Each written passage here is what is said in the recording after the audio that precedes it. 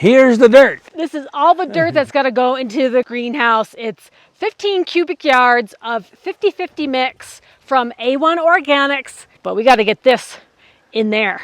But before we can put in all that dirt, there's a few extra steps. So we need a little bit of underlayment here to keep the weeds out.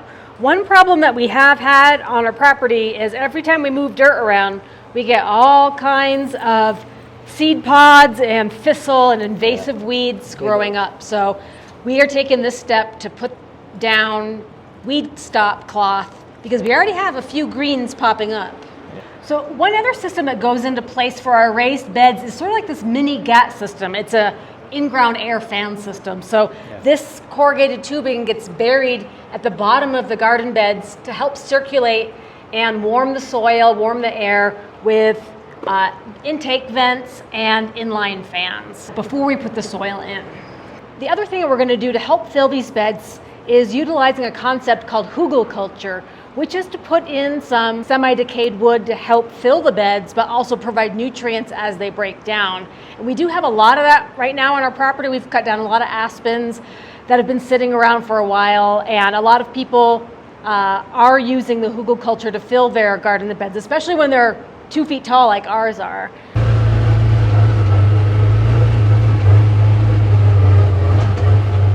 Lucky for us, right behind the shed, we have this huge pile of old logs. So we're going to cut these to size and fill the bottom 6 inches of our bed with the old wood.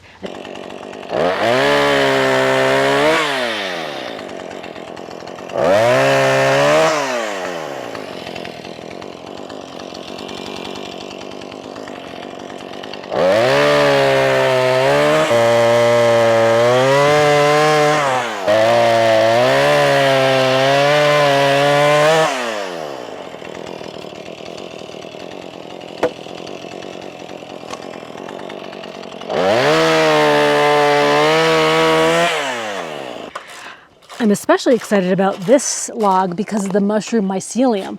Now, this is something that really helps garden beds thrive, is to put mushroom inoculant into the soil. First load. Okay, at least it's light, isn't it? I know. Lightweight aspens. They're pretty good when they're dried out. So you're just making one layer on the bottom.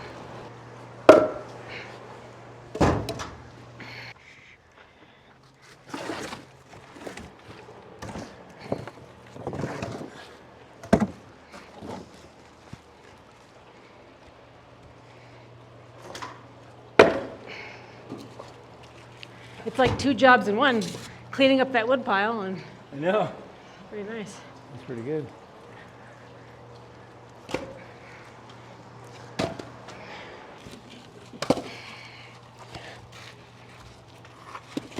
Too bad we didn't have that wood chipper. Remember all that wood pile we made? Oh yeah. One thing to keep in mind using Hugelkultur is that it will compact the soil over time as it decomposes. So we will need to periodically top off the soil beds. Also, as the logs decompose, they can draw nitrogen out of the soil, but it shouldn't really be a problem for us because we're using a high compost amended soil mix, so we should be okay. Okay, time for a refill. Refill. Good, good. Load number 2.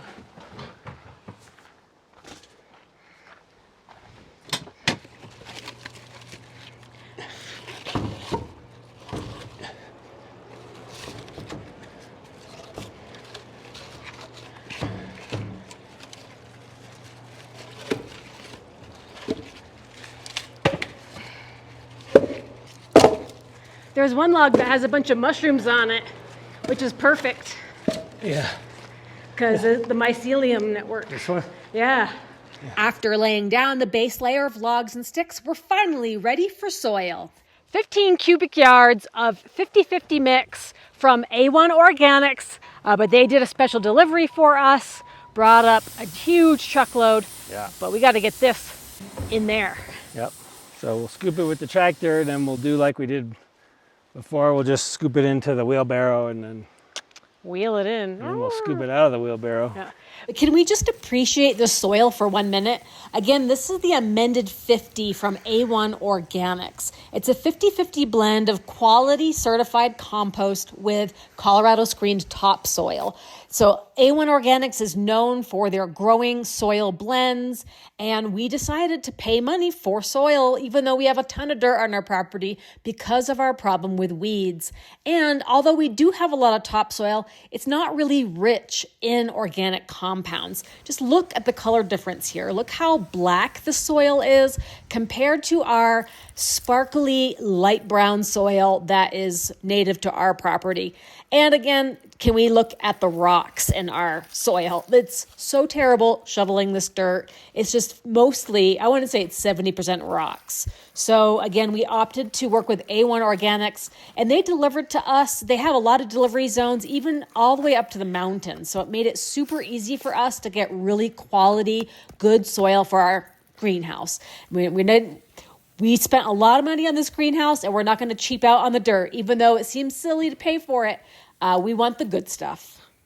Now we've got our base layer of Hugelkultur into the beds, but Brian thinks probably a good idea just to kind of get an initial layer of soil and wash it down in there. Yeah, that'll help settle it down into place. Yeah. And compact it in better. Plus it'll give water to the dirt and all the Hugelkultur wood. Yep. And then we'll lay down the ventilation system. Right.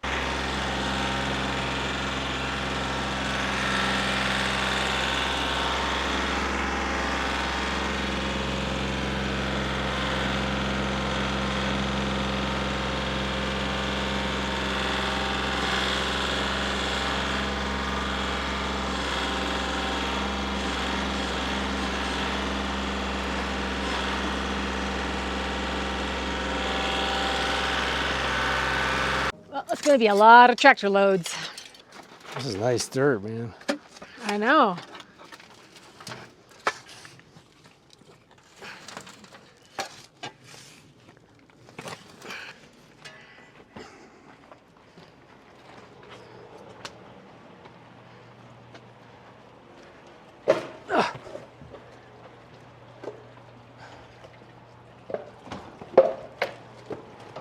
It's nice and dry. It'll fill the cracks easy.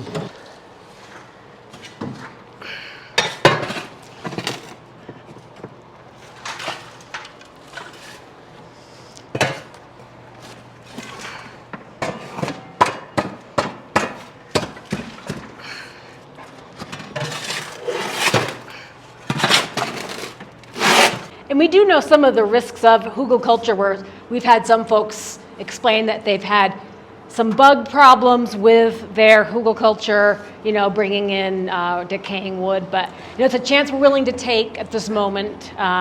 You can always handle bugs later on, but a lot of people swear by this method, and that's what everybody was recommending in our dome greenhouse group. We had the logs, we had the material, so we're making the good use of the resources that you have.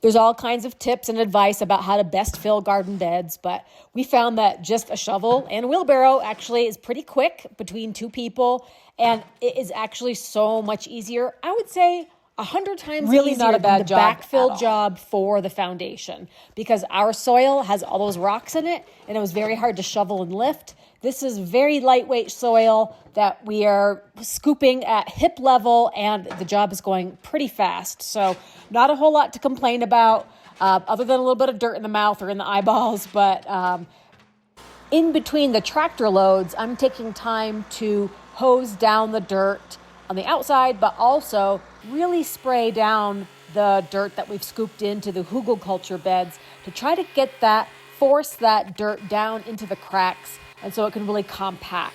It's naturally going to compact over time, but we just want to get the majority of it sort of settled before we add the ventilation pipe and also before we add the rest of the soil. So we don't want to just fill it up and have it compact overnight. So trying to do our best to compact it now.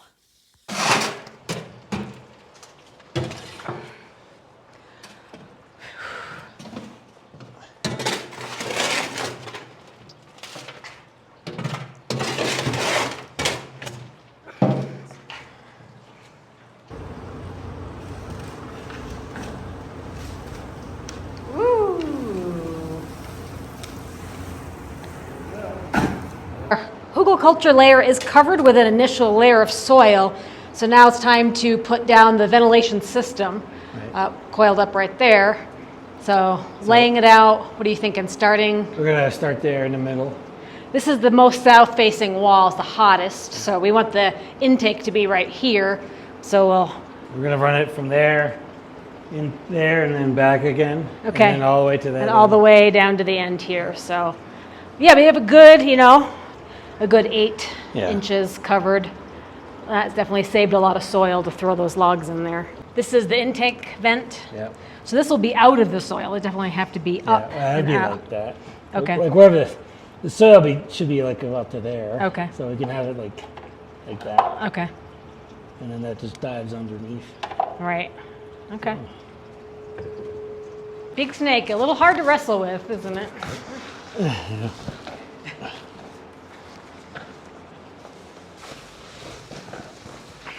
Let it unroll. It's a little too. Give it a minute. Oh, you want the whole thing?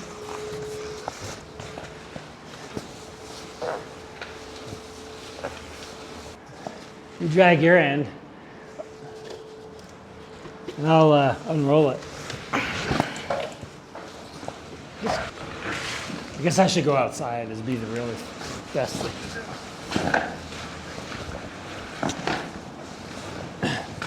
Because we could put the fan on that end.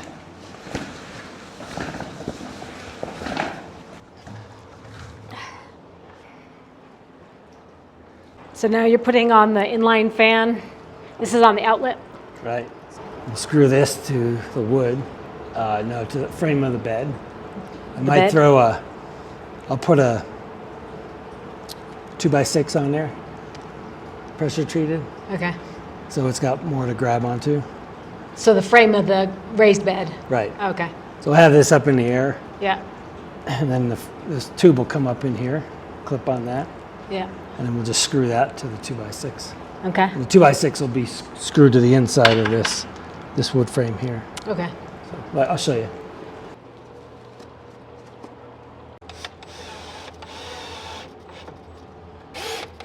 Okay, so then you can extend that upwards if you want. Yeah, I think some of the ones I saw. They go up on along the strut. We could just, grab some more hose and just extend it to there maybe. Cool. I guess we have to lay out the rest of our tubing. Yeah, we could pile up a bunch of dirt right there. Okay. So somewhere. Yeah, because we got to get to the surface, right? Okay. Yeah. All right. Yeah, I don't really believe you. Okay. Snaps on. So it'll be just kind of flush with that, a little above that lip there. Okay. Yeah. So we need to get some dirt under there and then we can backfill. Hey.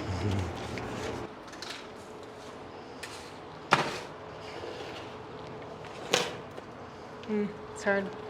Two people in the same angle. Why are you shuffling one-handed? You got a forearm cramp right there. Oh my God. I thought you were drinking your electrolytes. Yeah, it was, but I don't know. Man. It's always the left one. Oh, jeez. Oh my God. I hold the chainsaw with that, so. Oh, okay. Oh my God. Besides doing a complete lifting workout this morning. Yeah, besides. Beforehand. Yeah, doing that and jeez, shoveling one-handed. Oh, Brian's got a new tool for recovery here.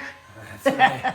This is the Bob Diggity right here. What is this now? This is the Bob and Brad massager. Bob and Brad, they're from YouTube. YouTubers. Yeah, they're like those physical therapists. Big time nice. physical therapists. And so they got a massager. That's cool. This head on it provides heating or cooling. That's different. Yeah. Yeah, so you can turn it on, and I think for cooling, there's a little fan in there. So the metal is it's a metal tip. I've Right. never seen that before. Okay. So it must be blowing air to cool the metal. You got inflammation going on. And you're feeling hot. You don't have an ice pack on. You can use that. Yeah. That's kind of cool. Good for travel. And then the other button, it will heat up. Yep. And then it's got a USB-C charger on the side of that. So we've had one in the past, but it was really kind of rickety, and it was cheaply made, and it was just actually breaking apart. Remember that time we went to Ironman and we saw those and that was like $500? They were ridiculous. When they first came out. Pretty affordable these days. Yeah. Well, you think you'll be able to get back to work? That's funny. Get your arm worked out. Maybe you need to do that before you shovel. Maybe. Everybody needs a little recovery. Yeah. Even Ironman finishers. Yeah. There you go, Brad and Bob. Yeah, we'll have a link in the video description. You guys want to check it out. I think definitely one of the better massages I've seen out there. So. Yeah, USB-C. Yeah. The lights gives you your battery life. Yeah. Multiple settings, Okay, sounds good. My turn.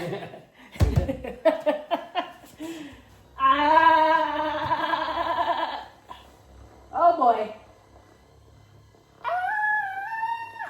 Oh yeah, that's the shovel shoulder right there. Oh. Yeah. I think the danger is too much and you don't feel like going back to work. Yeah, I agree. It's the end of the day treatment. Yeah, okay, that's good. Okay. Doodly do.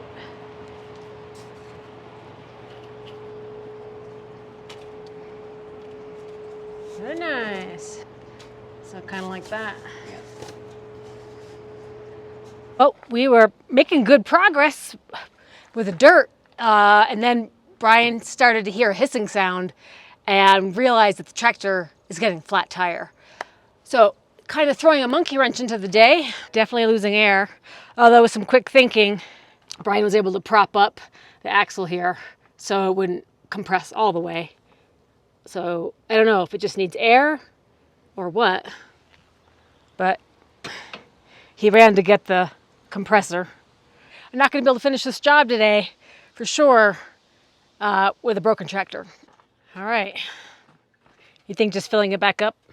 Yeah, that's the one that always leaks. Oh, okay. It might have just gotten soft and then we're driving on it. It's causing the bead to... Oh, de-bead? Okay. Yeah. All right. Well, hopefully that's enough to do it.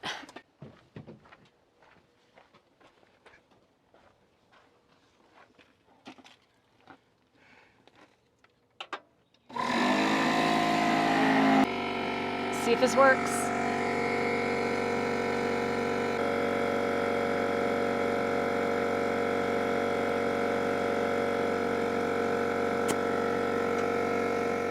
Just in the nick of time. Good thing you had that quick thinking of putting those blocks under it. Look how much it went up. Like 2 inches. Yeah, you don't want to ruin the tire. Back in action! Yeah! Woo!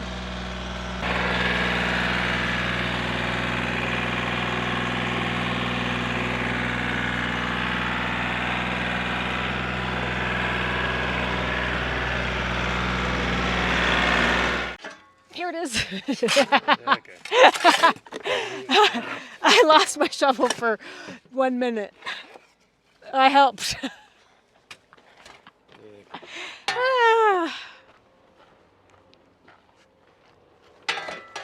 I get you with a smooth, since you fit, nice ramp. Yeah. I've calculated that each bed section takes about 3 tractor loads to fill it. Each tractor bucket provides 4 wheelbarrows full of dirt, and each wheelbarrow contains about 30 shovelfuls. So that is 360 shovelfuls of dirt per bed, or 3,600 shovel loads of dirt for the entire raised bed perimeter. So divide that up by 2 people, and it's still 180 shovel loads per bed and 1,800 shovel loads per person for the entire outer ring. Time-wise, it took under 1 minute to fill the wheelbarrow and about 2 minutes to empty it into the beds. It probably took us around 7 or 8 hours to fill in the whole thing. So good thing you only have to do this part once. But I do have to reiterate that this part was 100 times easier than the backfilling of the dirt foundation. Shoveling soil with no rocks that you can dump out of a tractor bucket into the wheelbarrow is a breeze compared to backfilling a 4-foot foundation with native rocky soil. All right. Whee!